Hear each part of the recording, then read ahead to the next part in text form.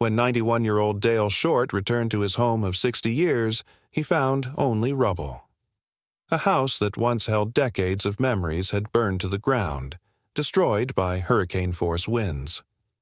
"It really hasn't hit me yet," Dale admitted, clutching a small memento from the wreckage. 60 years of memories. 3 children. Yeah, now it's hitting me. But what Dale discovered next amidst the ashes would change everything. The night was deceptively calm, a stillness that made the devastation that followed feel even more surreal. Dale Short sat in his favorite armchair, the fabric worn from decades of use, the grooves molded perfectly to his 91-year-old frame. The soft glow of a single lamp illuminated the living room, casting shadows on the walls lined with photos, mementos, and memories spanning 6 decades in this house. Outside, the wind began to howl, an ominous sound that rose and fell in uneven bursts. Dale glanced out the window, watching the branches of the old oak tree sway dangerously close to the roof. "Storm's kicking up," he muttered to himself, his voice barely louder than the creaking of the house. In his lap lay an old photo album, the pages brittle but the images vivid.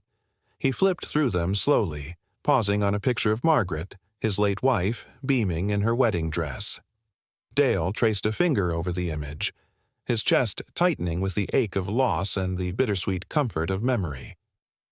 The first crash came suddenly, jolting Dale out of his reverie. A branch, heavy and splintered, had slammed against the window, shattering the glass. Before he could react, another sound followed, a deafening roar as sparks from a downed power line ignited the dry brush surrounding his home. Flames erupted with terrifying speed, climbing the walls and consuming the porch. Dale rose shakily from his chair, his mind racing. The fire spread too quickly, the heat and smoke pressing in on him like a suffocating blanket. He grabbed his coat and stumbled toward the door, coughing as the acrid smoke filled his lungs. His fingers fumbled for the locket around his neck, a keepsake of Margaret's, and clutched it tightly. Neighbors shouted from the street as Dale emerged, his face illuminated by the hellish glow of the inferno. The fire roared, unstoppable, devouring the home that had been his sanctuary for 60 years. Firefighters worked frantically, but the hurricane-force winds made their efforts futile. The flames seemed to dance higher, as if mocking their struggle. Dale stood in the street, trembling, as the full weight of the loss began to sink in. His house, his memories, his life. It was all reduced to ash in a matter of minutes. The morning after the fire, Pasadena's usually serene streets were abuzz with activity. News vans lined the block, reporters milling about, eager to capture the devastation on camera. Smoke still rose from the charred remains of Dale's home, the smell acrid and unrelenting. Dale shuffled across the scorched yard, his movements slow and deliberate. He wore the same coat he'd escaped in, its singed edges a stark reminder of how close he had come to losing everything, including his life. His neighbors watched from a distance, their faces a mixture of sympathy and helplessness. One of the reporters, a young woman with a microphone, approached him cautiously. "Mr. Short," she began, her voice gentle but firm, "when you came back this morning, what went through your mind?" Dale paused, his gaze fixed on the rubble. He opened his mouth to speak, but no words came at first. Finally he said, "Well, I have to be honest with you. It really hasn't hit me yet." His voice wavered, and he took a deep breath. "I mean, I've got 60 years of memories in that house, and 3 children who grew up here." His voice broke, and he shook his head as tears welled in his eyes. "Yeah, now it's hitting me." The reporter lowered her microphone, the gravity of Dale's loss apparent in the silence that followed. Cameras clicked and whirred, capturing his grief, but Dale didn't notice. His world had shrunk to the pile of ash and rubble before him. "Mr. Short," a soft voice called. Dale turned to see Lucy, his neighbor, approaching with a blanket and a steaming cup of tea. She placed a hand on his shoulder. "Come on. You've been out here long enough." Reluctantly, Dale allowed her to guide him away from the ruins. As he walked, a young fire department volunteer jogged toward them, holding something in his gloved hands. "Mr. Short," the volunteer called. "We found this in the rubble." Dale stopped, his tired eyes focusing on the small charred box the man held out to him. His hands trembled as he took it. The box was blackened and warped, but intact. He opened it slowly, revealing a tarnished key inside. His breath caught in his throat. "What's that?" Lucy asked, leaning closer. Dale stared at the key for a long moment before whispering, "Something Margaret gave me. A long time ago." Dale sat at Lucy's kitchen table, the tarnished key resting in his palm.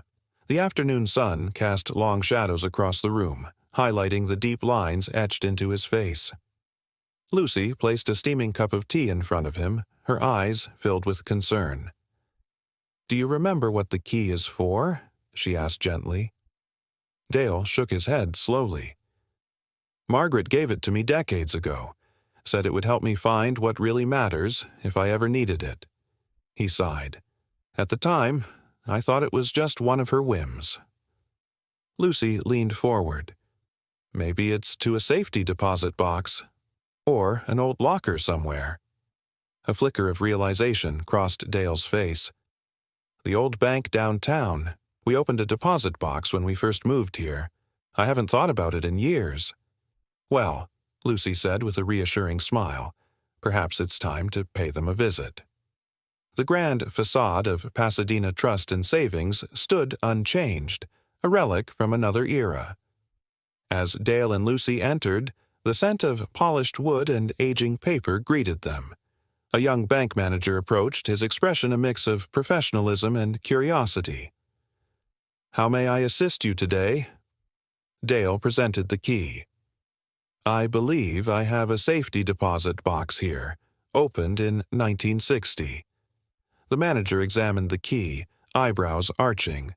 "This is quite old. Let me check our records." After a few moments, he returned with a ledger. "Ah, here it is. Box number 312. Right this way." In the privacy of a viewing room, Dale hesitated before opening the box. Inside lay a sealed envelope, a faded journal, and a small velvet pouch. His hands trembled as he picked up the envelope addressed in Margaret's elegant handwriting. "For Dale, when the time is right." Lucy placed a comforting hand on his shoulder. "Do you want me to step outside?" He shook his head. "No, please stay." Dale opened the envelope carefully, revealing a letter. "My dearest Dale, if you're reading this, it means that life has brought you to a crossroads. There are things I've kept from you, not out of mistrust, but to protect you and our family. Inside the journal are stories and secrets I couldn't share before. I hope you'll understand why I did what I did. With all my love, Margaret." Dale opened the journal, its pages filled with Margaret's flowing script. As he read, a world he never knew unfolded before him. Margaret had been involved in covert operations during World War II, aiding refugees and smuggling valuable artifacts out of war zones to preserve them. "I can't believe she did all this," Dale murmured, his eyes scanning entries that detailed dangerous missions and close calls. Lucy leaned in. "She was a hero." Dale's eyes filled with tears. All these years, she carried this alone. Among the journal entries, a recurring mention of an artifact caught his attention, referred to only as the Heart of Peace. It was clear that Margaret had gone to great lengths to hide it from those who sought it for selfish gains. At the end of the journal was a map with coordinates leading to a location in Pasadena. A note beside it read, "If ever the world grows dark again, may this bring back the light." As they left the bank, Dale couldn't shake the feeling of being watched. Across the street, a man in a dark coat lingered, his gaze fixed intently on them. Dale whispered to Lucy, "Do you see that man?" She glanced subtly. "Maybe he's just passing by." But when they got into the car, the dark-coated man stepped into a black sedan, pulling out a phone as he watched them drive away. Back at Lucy's house, they spread the map out on the table. "This spot is near the old art district," Lucy noted. Dale nodded. "It used to be a safe haven during the war, a network of sorts." A knock at the door startled them. Lucy peered through the window. "It's Emily, your granddaughter." Relief washed over Dale. "Let her in." Emily entered, her expression urgent. "Grandpa, I got your message. What's going on?" As Dale explained the day's events, Emily listened intently. "We need to be careful," she cautioned. "If this artifact is as valuable as it seems, there may be others looking for it." Determined to uncover the truth, the trio decided to visit the location on the map. They arrived at an abandoned building, its once vibrant murals faded and walls crumbling. Inside, they searched for any sign of a hidden compartment or clue. Hours passed with no success. Frustrated, Dale sat on an old bench, running his fingers over the worn wood. Suddenly, he felt an engraving beneath his fingertips. A small dove, just like the pendant Margaret had left. "Over here," he called softly. They discovered a loose panel behind the bench. Inside was a sealed box bearing the same dove symbol. Emily carefully opened it, revealing a shimmering gem. The heart of peace. "It's beautiful," Lucy whispered. Before they could react further, footsteps echoed through the building. The man in the dark coat appeared, flanked by two others. "Thank you for leading us here," he sneered. "We'll take that now." The three intruders stepped closer, their shadows stretching ominously across the dimly lit room. The leader, a tall man with piercing eyes, gestured toward the box in Emily's hands. "Hand it over," he commanded, his voice calm but cold. Emily's grip tightened around the box. "This doesn't belong to you." The man smirked. "It doesn't belong to you either. Do you even know what you're holding? The heart of peace is more than just a pretty artifact. It's a key.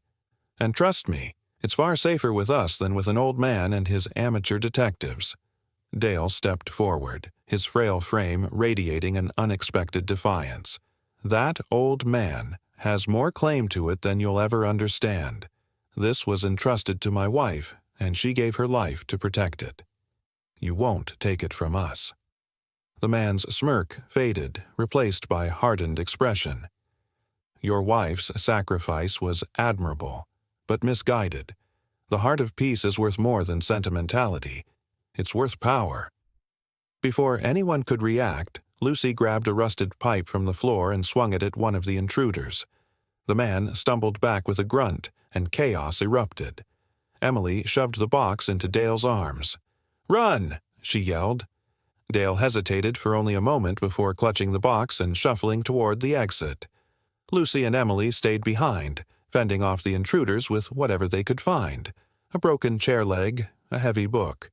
It wasn't elegant, but it bought Dale enough time to slip out of the building and into the night. Back at Lucy's house, Dale set the box on the kitchen table, his hands trembling. He opened it again, staring at the heart of peace. A brilliant gemstone, its surface catching the light in a way that seemed almost magical. Emily and Lucy burst through the door moments later, breathless and bruised but unharmed. "We lost them," Lucy said, locking the door behind her. "For now." Emily leaned against the counter, her face pale. "They're not going to give up. They know we have it, and they'll be back." Dale looked at the gem, his expression conflicted. Margaret wanted this to bring light in dark times, but if it's causing this much harm... Emily shook her head. "Giving it to them isn't the answer. We need to figure out why it's so important, and how to keep it safe." The three of them pored over Margaret's journal late into the night, searching for anything that might explain the significance of the heart of peace. At last, Emily found a passage tucked between two seemingly mundane entries. The heart is not just a symbol. It's a map. Its facets hide coordinates, etched by those who believed in peace over power. They trusted me to guard it, but I fear the day will come when someone stronger will have to continue the fight. Emily held the journal up. "It's a map. If we can figure out how to read it, we'll know where it leads.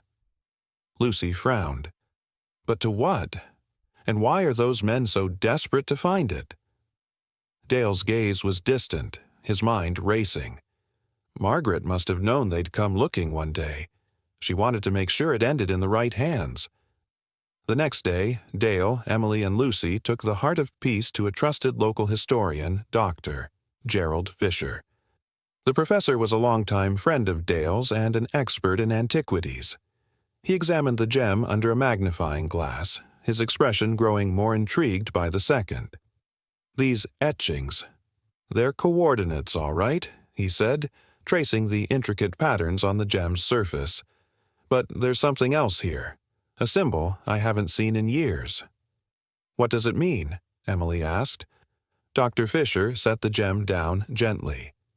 "It's the mark of the Peacekeepers, a secret group during World War II. They hid treasures, artifacts, and documents to keep them from falling into the wrong hands." Lucy's eyes widened. "So, the heart leads to more than just another artifact?" Dr. Fisher nodded. "It leads to a vault, one believed to hold the last records of the Peacekeepers. If those records were found by someone with ill intentions—" "They could rewrite history," Dale finished, his voice heavy, "or destroy it." With the coordinates deciphered, the group realized the vault was located in a remote area outside the city, deep in the hills. But they weren't the only ones who knew its location. The men who had confronted them at the abandoned building were already on their trail. As they prepared for the journey, Dale struggled with his role in the mission. "I'm not the man I used to be," he said to Lucy. "What if I slow you down?" Lucy placed a hand on his shoulder. "You've already proven you're stronger than you think, Dale. Margaret believed in you, and so do we." The next morning, they set off, a mixture of determination and trepidation fueling their journey.